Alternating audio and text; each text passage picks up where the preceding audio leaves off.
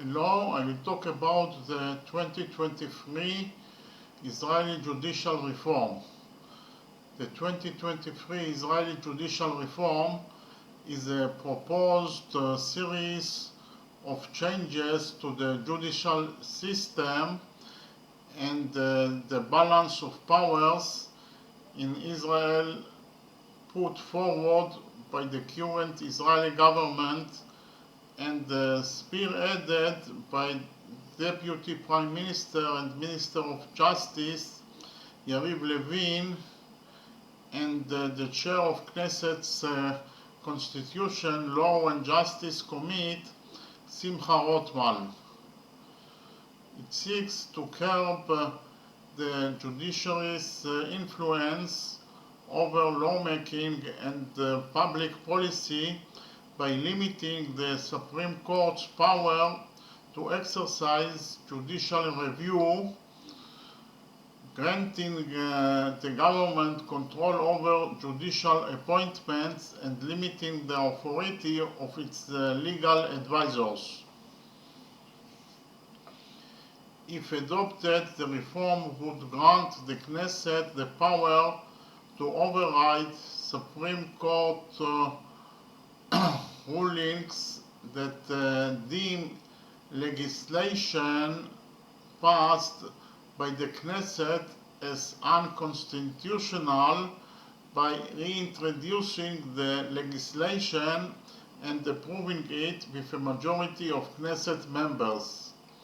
The reform would additionally diminish the ability of courts to conduct a judicial review of basic law and change the makeup of the Judicial Selection Committee so that a majority of its members are appointed by the government and effective control over the appointment of judges is given to the government.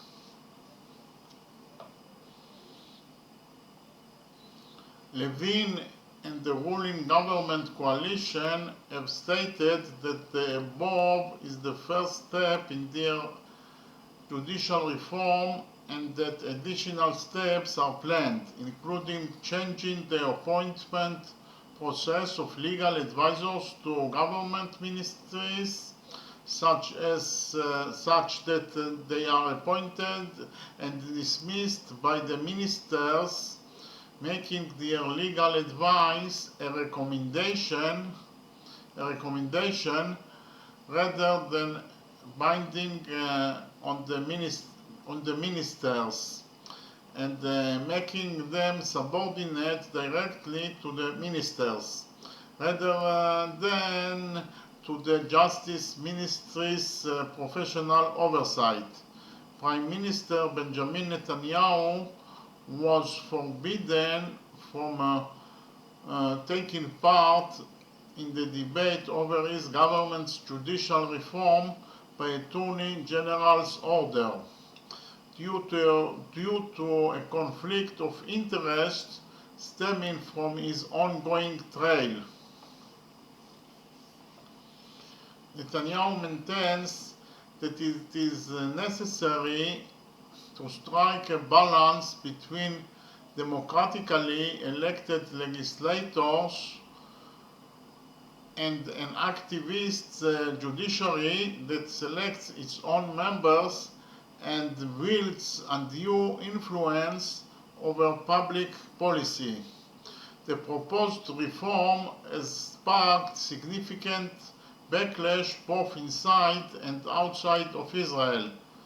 Opposition leaders and activists accused the government of undermining established norms of checks and balances and attempting to seize absolute power, with some arguing the reform amounts to an attempt at regime change.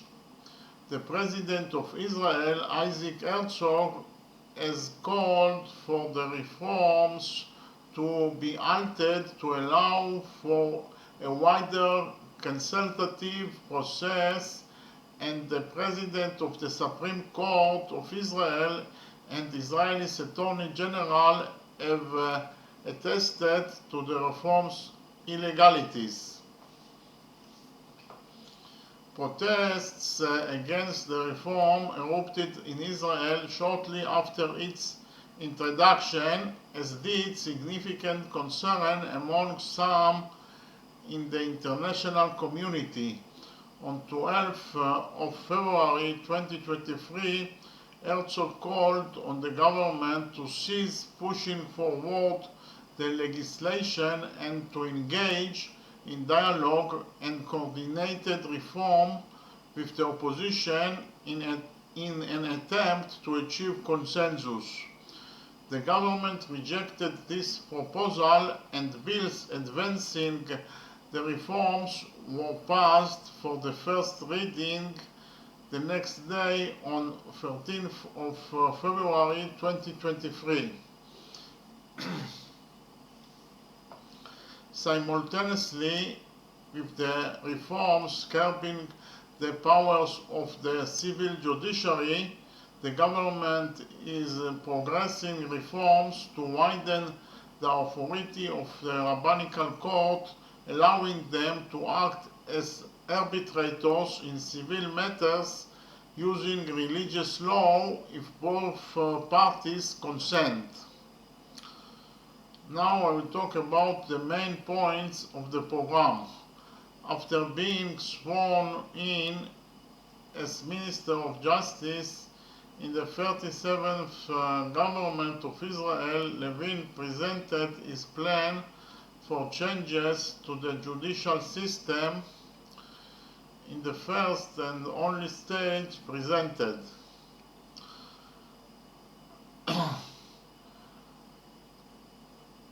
The first step is the disqualification of laws. An overcoming clause will be enacted. The Knesset will be able, with a majority of 61 of its members, to reenact a law that was enacted and invalidated by the Supreme Court. The law will be valid for 4 years or until 1 year after the start of the next Knesset term, whichever is later.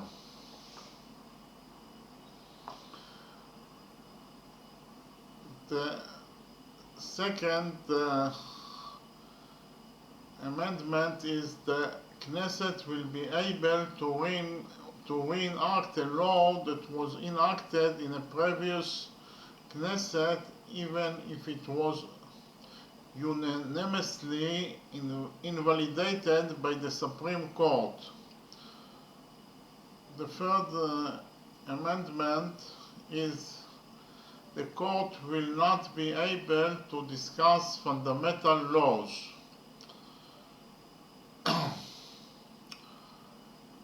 And the fourth amendment is disqualification of laws will be possible only in the Supreme Court with a full composition of 15 judges and with a majority of 80%.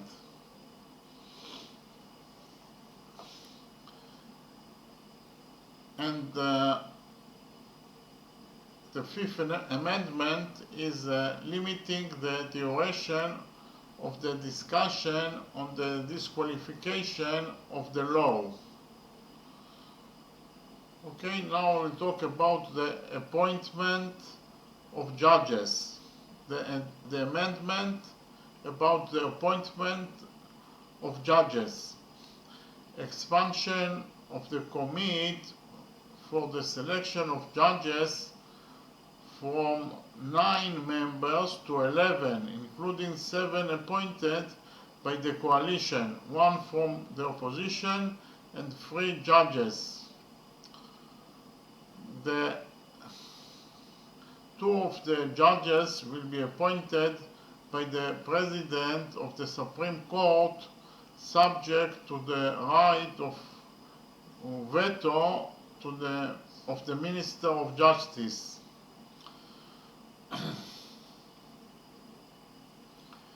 And the second amendment is the cancellation of the secret elections in the Knesset for the selection of its committee members. Instead, the heads of the Knesset Committee and the Constitution, Law and Justice Committee will be appointed as representatives of the coalition, and the chairman of the State Audit Committee as the representative of the opposition.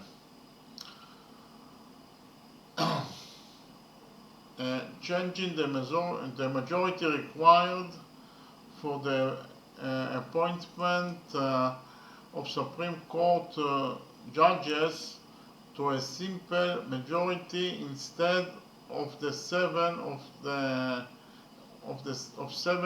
9 members of the committee. For electing judges of other courts except the Supreme Court, a simple majority was required even before the reform. And the next amendment is conducting a public hearing in the Constitution, Law and Justice Committee for candidates for office in the Supreme Court.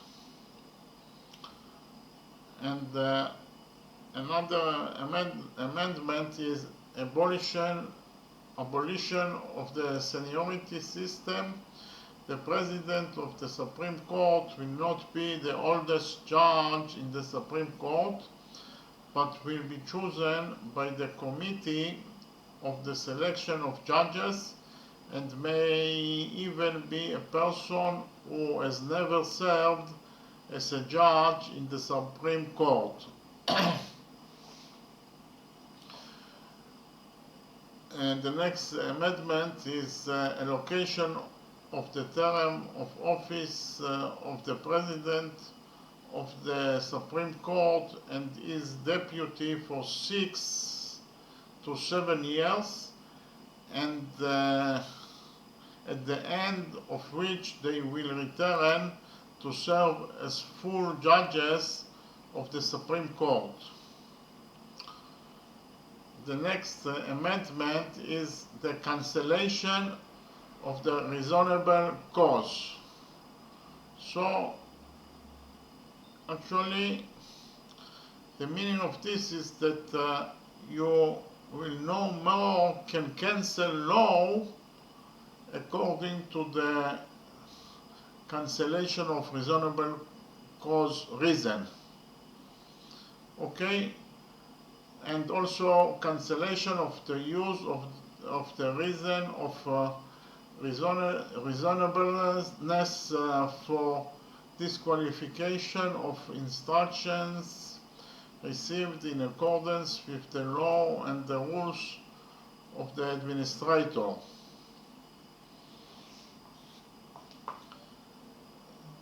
The next topic that I will talk is the amendment about the legal advisors.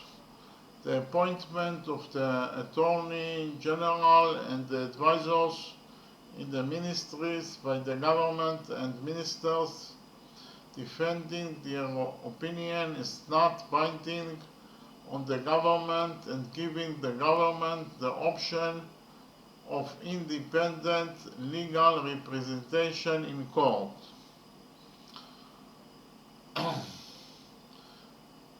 The next amendment is the legislative process. Appointment of judges. Okay. The amendment is about the appointment of judges. Okay. On February 13th, 2023, 2 bills were placed on the Knesset table for the first reading on behalf of the Constitution, Law and Justice Committee. Basic Bill, the Judiciary. Amendment number 3, strengthening the separation of authorities. And the Court Bill, Amendment number 105, instructions regarding the Committee for the Selection of Judges, 2023. Basic Bill, the Judiciary, includes a change in the composition of the Committee for the Selection of Judges to the following composition. The committee will consist of 9 members who are A. The President of the Supreme Court, as well as 2 retired judges appointed by the Minister of Justice with the approval of the President of the Supreme Court. B. The Minister of Justice will be the chairman of the committee, and 2 other ministers determined by the government. C. 3 members of the Knesset who are the chairman of the Constitution, Law and Justice Committee, and 2 other members of the Knesset, 1 from the coalition factions and 1 from the opposition factions. It is further proposed that the committee may act with a missing composition of 5 of its members instead of 7 in the existing law, and that its decisions shall be made by a majority vote of the participants in the vote unless otherwise stated in the basic law. A third element of the proposal is the determination that the court has no authority to discuss the validity of the basic law.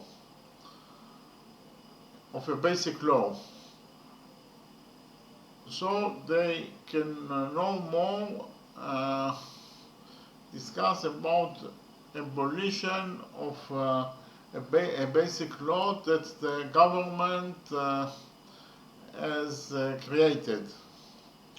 Okay, the court's bill includes supplementary amendments to those of the basic law, the judiciary.